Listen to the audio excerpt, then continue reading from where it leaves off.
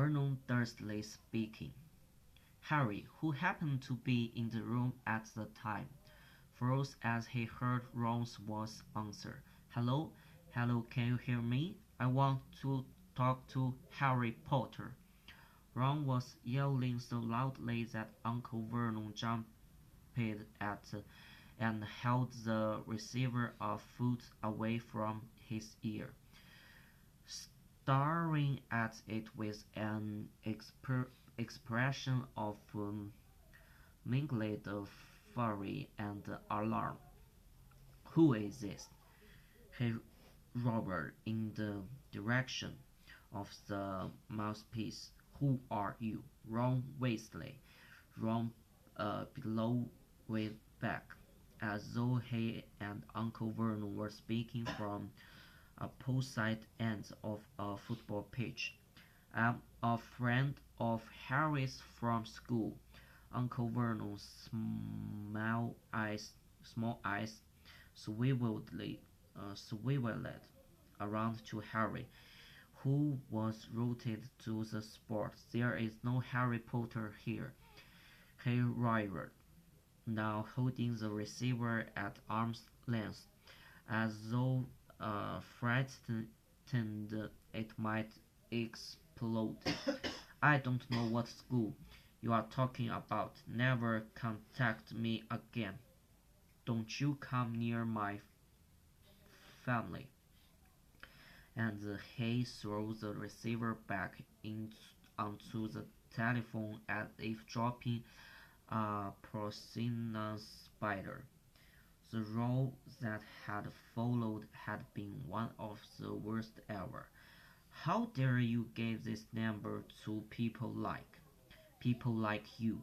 Uncle Vernon had railed, spraying Harry with spit.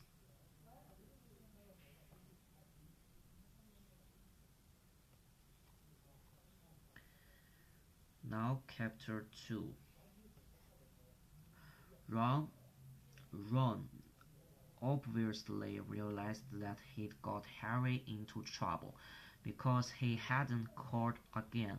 Harry's other best friend from Hogwarts, Hermione Granger, hadn't been in touch either. Harry suspected that Ron had wanted Hermione not to call, which was a pity, because Hermione, the cleverest witch in Harry's ear, had Muggle parents, knew perfectly well how to use a telephone, and would probably have had enough sense not to say that she went to Hogwarts.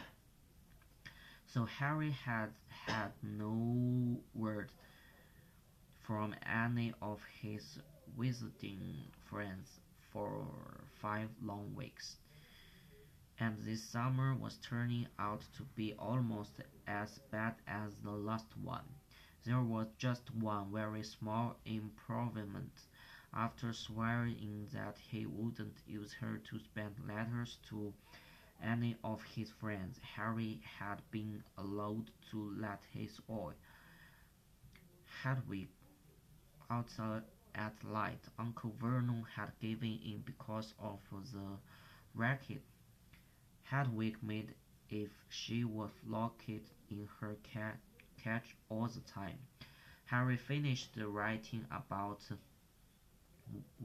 when dialing the word and paused to listen again.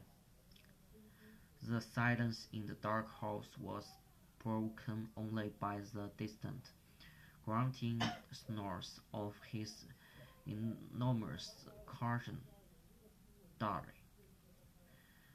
It must be very late. Harry's eyes were itching with tiredness. Perhaps he'd finish this easy tomorrow night.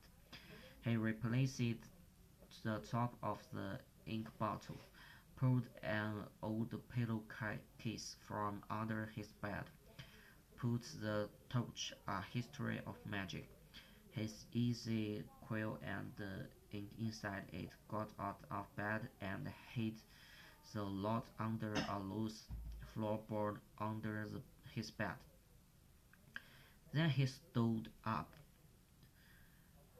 stretched, and checked the time on the luminous alarm clock on his bedside table. It was 1 o'clock in the morning. Harry's stomach gave a funny jolt. He had been 13 years old without realizing it for a whole hour. Yet another unusual thing about Harry was how little he looked forward to his birthdays.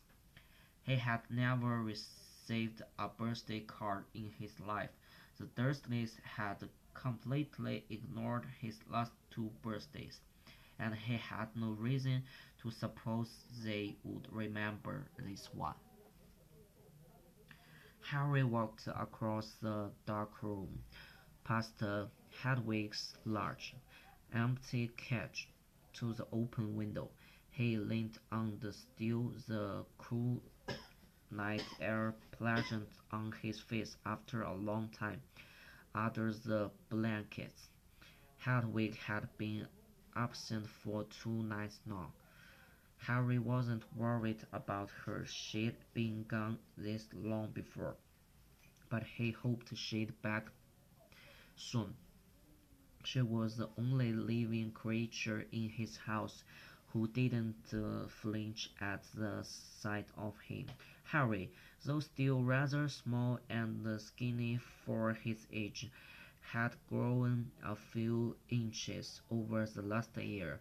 His jet black hair, however, was just as it always had been, stubbornly untidy. Whatever he did to it, the eyes behind his glasses were bright green, and on his forehead, clearly visible through his hair, was a thin scar, shaped like a bottle of lightning.